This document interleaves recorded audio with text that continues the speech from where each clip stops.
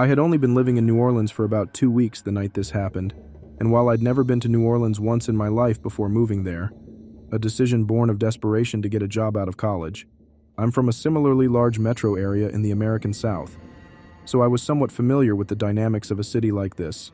One minute, you'll see kids playing catch in the streets and young couples walking arm in arm down tropically adorned sidewalks, and the next, you're met with dilapidated houses, gang violence, young men posted up on street corners, and unimaginable poverty linked to rampant drug abuse.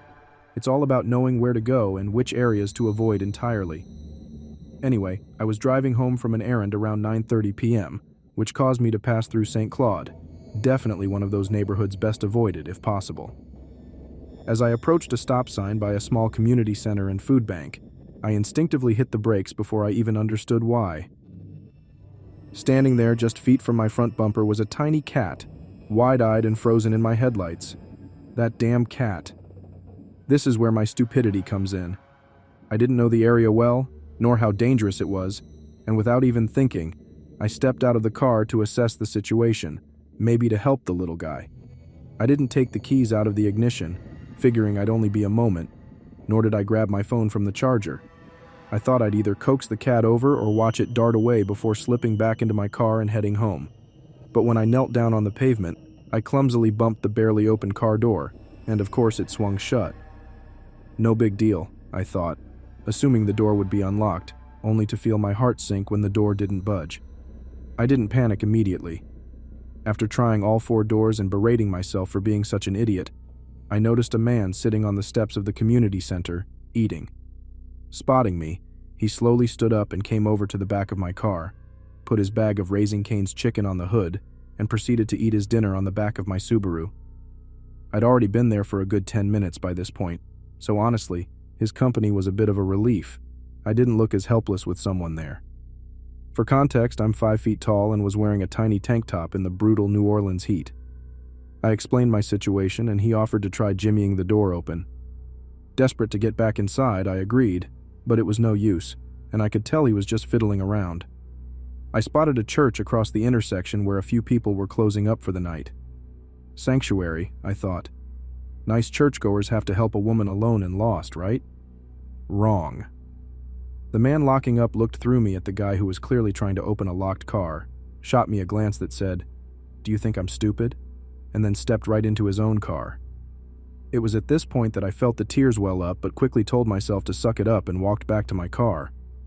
By the grace of God, the stranger let me use his phone to call a locksmith, tastefully named Papa Lock, who said they'd arrive anywhere from 45 minutes to 4 hours. Great. After about 25 minutes of small talk, the man informed me his shift was starting soon, and just as quickly as he appeared, he was gone. This was when the gravity of my situation hit, and I became acutely aware of my surroundings, especially the men who had been circling the block on bicycles during our conversation. I don't know many grown men who ride bikes around after 10 p.m., especially not in the same big circles repeatedly. Hearing the squeak of wheels, I barely managed to duck out of sight as they lapped the block again. Now they knew I was alone. I realized quickly I needed somewhere to go by the time they returned. I walked swiftly toward the community center, planning to sit on the stairs, but realized it was too brightly lit. I'd be a beacon in the neighborhood darkness. Worse, as I rounded the corner, I saw a tall man standing in total darkness beside the building, staring straight at the steps, only 10 feet away. Getting desperate, I jogged over to the church and, hearing the wheels getting closer, I squatted down behind the big sign out front. Sitting there, I couldn't hold it in anymore and cried a little.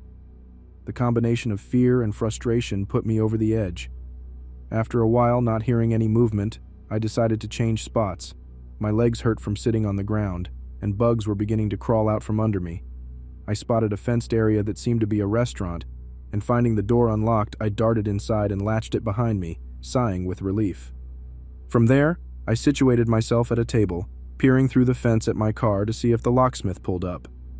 After what felt like days but was probably like 2 hours, I had the horrifying realization that I'd only made one call to Papa Lock with a vague intersection description. What if they couldn't find me? What if they'd already driven past and, not seeing me, had moved on?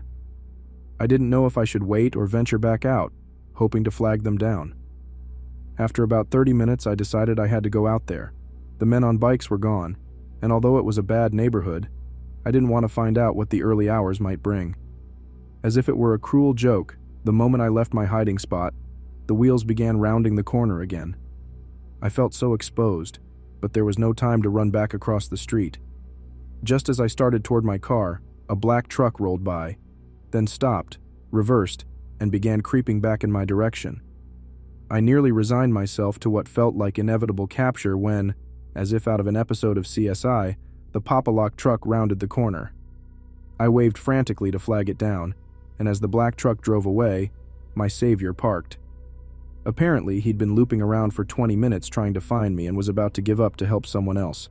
If I'd stayed behind the fence, he probably would have, and I'd have been left without any means to call for help again. The moment I got inside my Subaru, I burst into tears at the sound of the locks clicking behind me. Relief flooded me, feeling finally secure. Even now, writing this, I feel dramatic, like I was overreacting, but replaying the details does help validate how terrifying it felt at the time.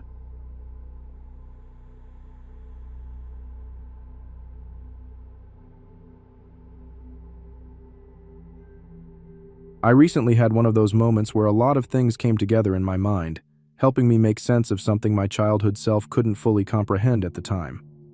To give some background, my mom was born and raised in the UK but is of South Asian descent. Being mixed, she made a real effort to ensure I was connected to my heritage. As a child, this meant we frequently visited back home. Almost every summer I remember was spent there, but this routine abruptly stopped after one particular incident. My mom's family lives in an extremely rural area, surrounded by poverty, so we rarely left our, relatively nice, part of the village. Coming from the concrete jungle of London, I was naturally curious, but I was rarely allowed to explore. I'll explain this particular experience as I remember it, then I'll detail what I only recently came to understand. I was 8 years old then. One of my uncles from a nearby village would often visit with his sons, who were 11 and 19, and when they came, my mom would let me accompany them to a small shop about 15 minutes away. To get there, we'd walk down a narrow dirt road bordered by dense greenery, essentially the jungle as I saw it. Being visibly mixed race in such a rural part of back home, I was used to people staring and asking questions, as well as to the occasional creepy comments from men about my pale skin.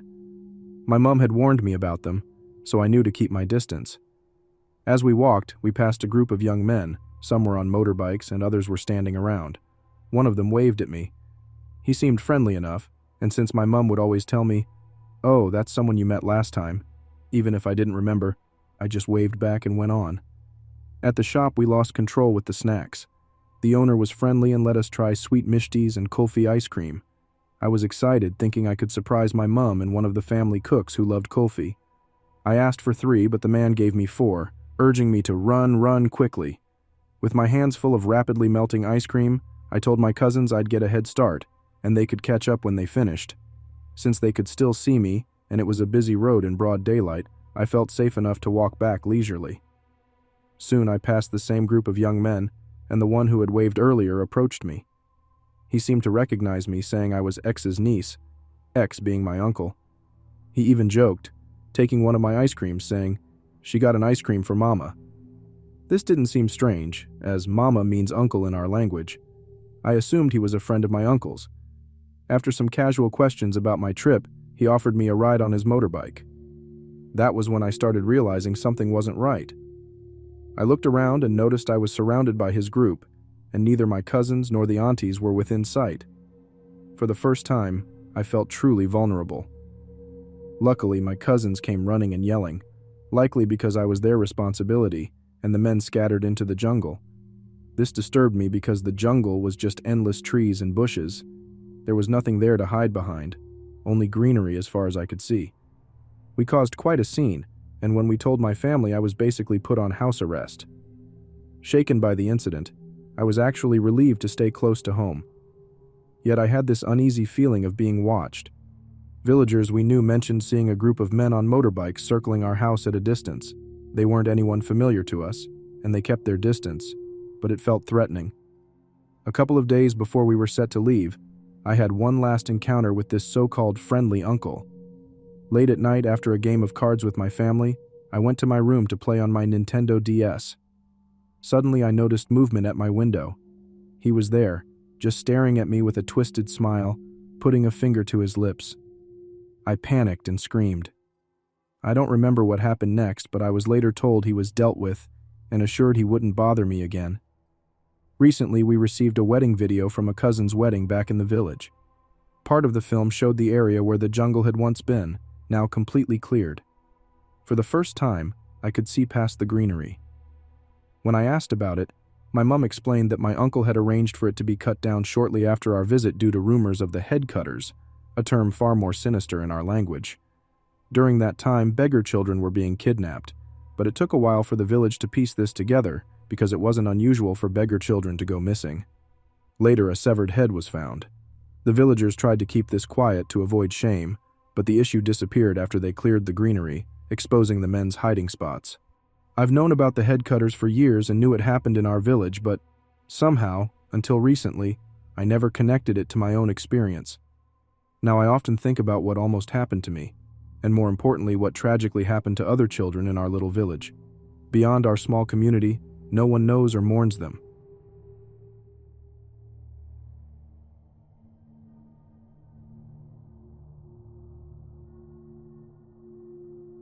My best friend is an influencer. Not a huge one, but she has a big enough following to receive free products and has even been on 2 sponsored trips. She still works a full-time job and does the Instagram thing on the side, mainly for the perks, as she isn't quite big enough to make it a full-time gig. Her first trip was in 2018, when a small boutique hotel in Miami contacted her via Instagram DM. They offered her an all-expenses-paid trip for Memorial Day weekend in exchange for staying at the hotel, taking some photos, and posting a couple of stories. They told her she could bring a female friend along, and all expenses would be covered. Since this was her first sponsored trip, she wasn't sure how the process worked. They sent her a sketchy contract stating that she would be responsible for paying for her flight to Miami up front, with reimbursement upon arrival to prevent no-shows. This sounded reasonable enough, so she invited me, her gay male friend, instead of a female friend since she was nervous. We figured that if they didn't want to cover my ticket, she'd just pay for it herself, and that would be that. The day of the trip arrived and we landed in Miami, expecting to be picked up by the hotel. A guy was at the airport with a sign bearing her last name and the hotel's logo. He greeted us and led us to a black SUV, but then things took a strange turn. Just as we were about to get in, the driver became visibly upset. He was speaking with a thick accent and wore dark sunglasses, and he directed his anger at my friend. He kept saying, "You said 2 girls, 2 girls. Hotel told me 2 girls, not 1 girl and 1 guy. 2 girls." He was demanding to know where the other girl was. My friend and I were completely speechless. The guy who had escorted us looked annoyed, got into the passenger seat and began arguing with the driver in Portuguese. Then he turned to us and asked where the other girl was. At this point, my friend, visibly upset, explained that there was no other girl, that she was the influencer they'd contacted, and that I was just her friend accompanying her. The man in the passenger seat got out, threw our luggage out of the SUV, muttered something like, "This is some fucking bullshit," and got back into the car. Then they drove off, leaving us standing there in shock. My friend immediately emailed Melissa, the PR contact she had been communicating with, to report what had happened. No response. So we decided to take a cab directly to the hotel. Once we arrived, everything suddenly made sense. The hotel had been rebranded with a completely different name, new ownership, and a new staff. We showed them the Instagram account, which was indeed the old account for the hotel but was no longer affiliated with them. Apparently, whoever was previously in charge of that Instagram account, or someone who had gained access to it, was behind this setup. The account was large, with around 10,000 followers, so it seemed credible, but upon closer inspection, we realized the photos were outdated, as were the posts. My friend felt humiliated and couldn't stop crying. We contacted the police and met with a detective, but ultimately, nothing came of it. The police tried to trace who was running the account and who had access to it, but none of the former account managers had anything to do with the incident. To this day, no one has been held accountable. It's disturbing and terrifying to realize that someone likely intended to abduct my friend, or someone like her, by exploiting that old hotel Instagram. The account has since been deleted, and we haven't heard anything since. But knowing that my friend might have been kidnapped if she had brought another girl instead of me still sends chills down my spine.